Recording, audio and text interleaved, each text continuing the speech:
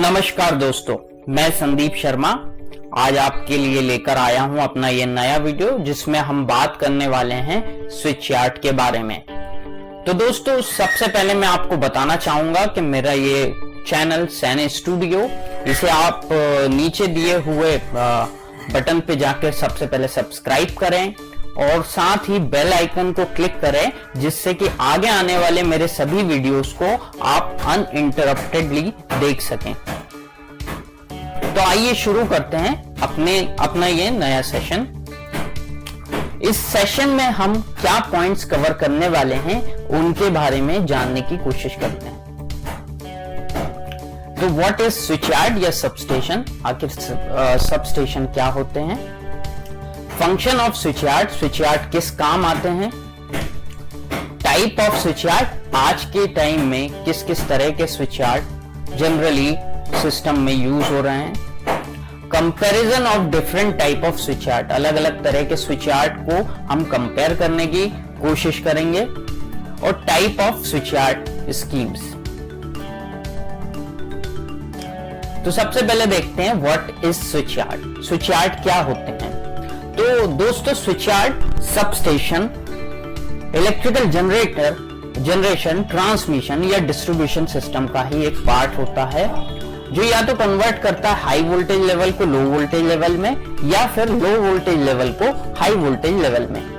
ये एक पिक्चर आप देख रहे होंगे। इस पिक्चर में आपको अलग अलग तरह के इक्विपमेंट्स यहाँ पे, जैसे ये एक सीटी दी हुई है, ये एक सर्किट ब्रेकर है, ये एक आइसोलेटर है। तो इस तरह के सभी जो इक्विपमेंट हैं आपस में इंटरकनेक्टेड हैं और इन्हीं सब से मिलकर एक सबस्टेशन बना होता है जो वोल्टेज को स्टेप अप या स्टेप डाउन करने का काम करता है या उसमें सहायक होते हैं। दूसरी पिक्चर में अगर आप देखें तो ये एक पावर स्टेशन है, एक हाइडल इलेक्ट्रिक पावर स्टेशन है। यहाँ पर इलेक्ट्रिसिटी जनरेट होती है और उसके बाद में ट्रांसमिशन लाइंस के थ्रू वो स्टेप अप होने के लिए एक सबस्टेशन पे जाती है। ये इस तरह से वो एक सबस्टेशन पे आई, उसके बाद में फिर वो दूसरे सबस्टेशन पे गई ट्रांसमिशन लाइंस के थ्रू होते हुए, और उसके बाद में तीसरे सबस्टेशन पर गई। यहाँ पे फिर उसका वोल्टेज स्टेप अप या स्टेप डाउन होगा और उसके बाद में कहीं जाकर वो एंड कंज्यूमर तक पहुंचती हैं। तो इस तरह से इलेक्ट्रिसिटी जनरेट होने के बाद में वो कई सबस्टेशन से होती हुई और फिर आखिरकार उसे जहां पर पहुंचना होता है एंड कंज्यूमर तक, वहां पहुंचती है। दोस्तों, अगली स्लाइड पे हम देखते हैं कि स्विच यार्ड के फंक्शन क्या होते हैं।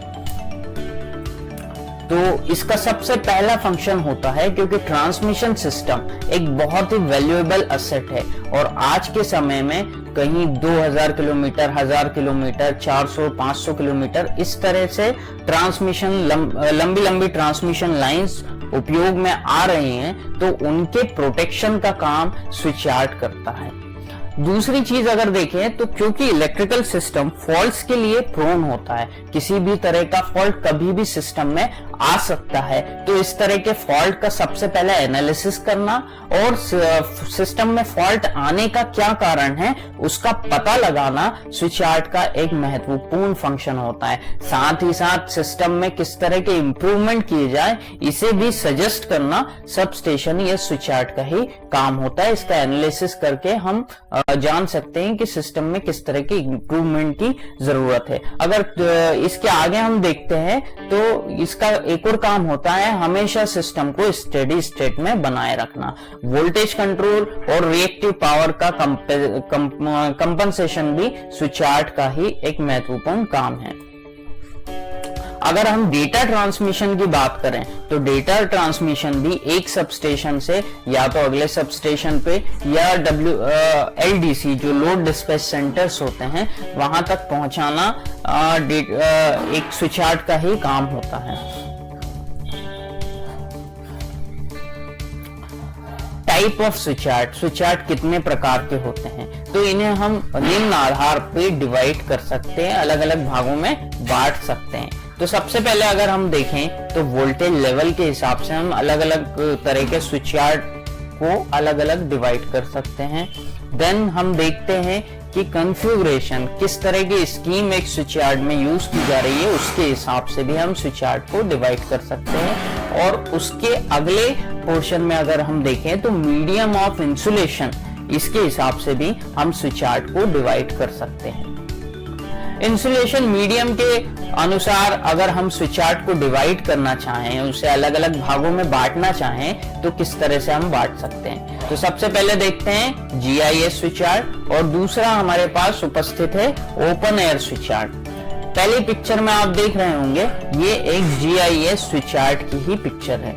तो यहाँ पे आप देखें तो ये पूरा का पूरा एक क्लोज सिस्टम है। इस क्लोज सिस्टम के अंदर एक गैस भरी हुई है जिसे SF6 गैस कहा जाता है। SF6 गैस क्योंकि इनर्ट गैस होती है, इसलिए वो इस सिस्टम में इंसुलेशन प्रोवाइड करने का काम भी करती है। हमेशा हमें इस SF6 गैस की मॉनिटरिंग करना होता है। ओपन एयर स्विच यार्ड की बात करें तो ये दूसरे नीचे वाले पिक्चर में आप देख रहे हैं, ये एक ओपन एयर स्विच यार्ड है। यहाँ पे एक इक्विपमेंट तथा दूसरा इक्विपमेंट आपस में इस लिंक के थ्रू कनेक्टेड तो हैं, पर उनके बीच में जो आइसोलेशन प्रोवाइड किया जा रहा है वो एयर के थ्रू ही प्रोवाइड किया जा रहा है, हवा के थ्रू ही प्रोवाइड किया जा रहा है। तो इस तरह से यहाँ पे एयर जो है वो एक इंसुलेशन मीडियम का काम कर रहा है, इसलिए इसे एयर इंसुलेटेड स्विच यार्ड कहा जाता है।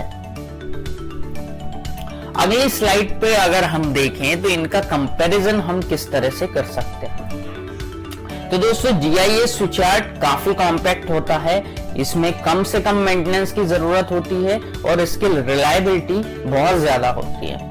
GIS स्विच यार्ड की इनिशियल कॉस्ट हाई होती है और साथ ही साथ इसमें कंटिन्यूअस मॉनिटरिंग की भी जरूरत होती है, तो ये कुछ ध्यान में रखने वाली बात होती है।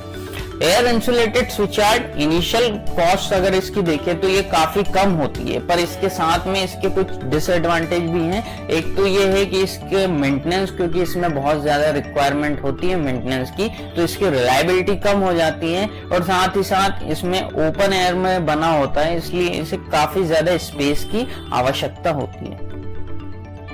कॉन्फ़िगरेशन की बात करें तो कॉन्फ़िगरेशन के हिसाब से हम स्विच यार्ड को या तो 1.5 ब्रेकर स्कीम या फिर 2 बस एंड 1 ट्रांसफर बस स्कीम में डिवाइड कर सकते हैं। कंपैरिजन करते हैं इनका कि 1.5 ब्रेकर स्कीम और 2 बस एंड 1 ट्रांसफर बस स्कीम में से ज्यादा बेहतर सिस्टम कौन सा है। तो 1.5 breaker scheme is more flexible and reliable then 2 बस एंड 1 ट्रांसफर बस स्कीम। ये ज्यादा फ्लेक्सिबिलिटी इसमें हमें मिलती है। साथ ही साथ अगर 400 kV या उससे ज्यादा के सिस्टम के लिए हम 1.5 ब्रेकर स्कीम यूज करते हैं तो ये कॉस्ट इफेक्टिव रहती है, जबकि अगर इसी स्कीम को हम 220 kV या उससे कम वाले सिस्टम के लिए उपयोग करेंगे तो ये कॉस्ट इफेक्टिव नहीं रहेगी। इसलिए 2 बस एंड 1 ट्रांसफर बस स्कीम के लिए ये कम यूजफुल होती है और जनरली इसे 220 kV से कम सिस्टम के लिए ही इसका उपयोग किया जाता है। इनिशियल कॉस्ट की अगर हम बात करते हैं तो इनिशियल कॉस्ट जो है वो 1.5 ब्रेकर स्कीम का कहीं ज्यादा होता है 2 बस एंड 1 ट्रांसफर बस स्कीम के मुकाबले। ये एक 1.5 ब्रेकर स्कीम का सिंगल लाइन डायग्राम है। इसमें आप देख सकते हैं कि इस तरह से ये 3 ब्रेकर लगे हुए हैं, उनके बीच में आइसोलेटर, CT तथा CVT अलग अलग इक्विपमेंट्स लगे होते हैं। अगर हमें पावर को, जो मान लीजिए कि हमारा इस ट्रांसफार्मर से होके आ रही है, कहीं से भी जो सोर्स है उसका, उससे होते हुए हमारी ये पावर आई, हमने जैसे ही इन दोनों आइसोलेटर को लगा के और इस ब्रेकर को क्लोज किया तो हमारी पावर इस बस तक आ गई। अब यदि हमें इसे बाहर भेजना है तो हम क्या करते हैं, हम सबसे पहले या तो उसे ये दोनों आइसोलेटर क्लोज करके और साथ ही लाइन आइसोलेटर क्लोज करके इस ब्रेकर को जैसे ही लगाते हैं तो पावर हमारा बाहर एक्सपोर्ट होना शुरू हो जाता है, या फिर हम इन दोनों इसी कॉम्बिनेशन को इन दोनों ब्रेकर के साथ भी यूज करके इस पावर को बाहर भेज सकते हैं। इस तरह से टोटल हमारे सिस्टम में अगर हम देखें तो पूरे 12 सर्किट ब्रेकर हैं। इनमें 12 बे भी कहा जाता है। बे और डाया का कंसेप्ट हम आगे वाले स्क्रीन में समझने की कोशिश करेंगे। तो इसको अलग अलग कॉम्बिनेशन बनाकर हम बाहर एक्सपोर्ट कर सकते हैं। अगली स्क्रीन पर अगर हम देखें तो आखिर इसे 1.5 ब्रेकर स्कीम क्यों कहा जाता है, क्योंकि हर एक फीडर के पास में 1.5 ब्रेकर आ रहा है। अगर इसके लिए हमें थोड़ा सा पीछे जाना पड़ेगा, सिंगल लाइन डायग्राम को यदि हम देखते हैं तो यहाँ पे आप देखिए कि ये एक फीडर है, ये दूसरा फीडर है। इन दोनों फीडर्स के बीच में 3 ब्रेकर लगे हुए हैं। इसका मतलब हुआ कि एक फीडर के पास में 1.5 ब्रेकर आ रहा है, 1.5 ब्रेकर आ रहा है, इसलिए इस सिस्टम को 1.5 ब्रेकर स्कीम कहा जाता है। अगर हम बे की बात करते हैं तो हर एक ब्रेकर के साथ में जो भी इक्विपमेंट लगे हुए होते हैं, जो भी इक्विपमेंट एसोसिएट होते हैं, तो उन्हें एक बे कहा जाता है। डाया के कंसेप्ट की बात करें तो जैसा कि आपने सिंगल लाइन डायग्राम में देखा होगा कि 3 सर्किट ब्रेकर के एक सेट को मिलाकर डाया कहा जाता है। डबल बस एंड ट्रांसफर बस स्कीम, ये एक टिपिकल डबल बस एंड ट्रांसफर बस स्कीम का सिंगल लाइन डायग्राम है। तो इसमें आप देखिए ये मेन बस 1 है, ये मेन बस 2 है तथा ये ट्रांसफर बस है। अगर हमें पावर को एक्सपोर्ट करना होता है तो हम सबसे पहले इस आइसोलेटर को क्लोज करते हैं, इसके बाद में ये लाइन आइसोलेटर को क्लोज करेंगे और जैसे ही हम ये ब्रेकर क्लोज करेंगे तो हमारी पावर बाहर एक्सपोर्ट होना शुरू हो जाएगी। तो इस तरह से हम डबल बस एंड ट्रांसफर बस स्कीम का उपयोग कर सकते हैं, पर आजकल ये थोड़ा सा ऑब्सोलीट हो गया है क्योंकि ये थोड़ा पुराना सिस्टम है। जनरली वाइडली अगर हम देखें तो 1.5 ब्रेकर स्कीम ही काफी ज्यादा उपयोग में लाया जा रहा है। इसके बेनिफिट क्या होते हैं, तो इसमें क्योंकि 3 ब्रेकर 2 बसेस के बीच में लगे होते हैं तो इसकी सबसे पहले तो रिलायबिलिटी बढ़ जाती है। रिलायबिलिटी बढ़ने के साथ ही ऑपरेशनल फ्लेक्सिबिलिटी भी बढ़ जाती है, हम किसी भी तरह से इस पूरे सिस्टम को यूज कर सकते हैं। दूसरा, इसमें हर एक सर्किट ब्रेकर की वजह से टोटल करंट कैरिंग कैपेसिटी भी सिस्टम की बढ़ जाती है और आइसोलेशन भी हम कहीं से भी प्रोवाइड कर सकते हैं। अगर हम बात करें तो बस पे यदि किसी तरह का फॉल्ट आता है तो एक बस अगर हमारी मेंटेनेंस में भी रहती है तो हम अनइंटरप्टेडली पावर को बाहर एक्सपोर्ट कर सकते हैं। क्योंकि हर एक सर्किट 2 जगह से फीड हो रहा है, इसलिए ये डबल फीड करता है हर एक सर्किट को, ये इसका एक एडेड एडवांटेज होता है। तो इस तरह के सारे एडवांटेज होने की वजह से ये सिस्टम काफी उपयोगी है। इस तरह की स्कीम आजकल काफी ज्यादा उपयोग में लाई जा रही है। हाँ, थोड़ा इनिशियल कॉस्ट ज्यादा है, बट अगर हम लॉन्ग रन में देखें, जैसा कि इस तरह के सबस्टेशन में हमें देखना ही होगा क्योंकि ये लंबे लंबे टाइम के प्रोजेक्ट्स होते हैं, तो ओवरऑल अगर आप इसे देखें तो 1.5 ब्रेकर स्कीम काफी ज्यादा इफेक्टिव होती है एज कंपेयर टू 2 बस एंड 1 ट्रांसफर बस स्कीम के। अगले सेशन में हम देखेंगे जो भी मेजर इक्विपमेंट और एसेसरी स्विच यार्ड से कनेक्टेड होती हैं या स्विच यार्ड में उपयोग में आती हैं, उनके बारे में डिटेल में थोड़ा सा हम अध्ययन करने की कोशिश करेंगे, उसके बारे में जानने की कोशिश करेंगे। तब तक के लिए मुझे आज्ञा दीजिए, धन्यवाद।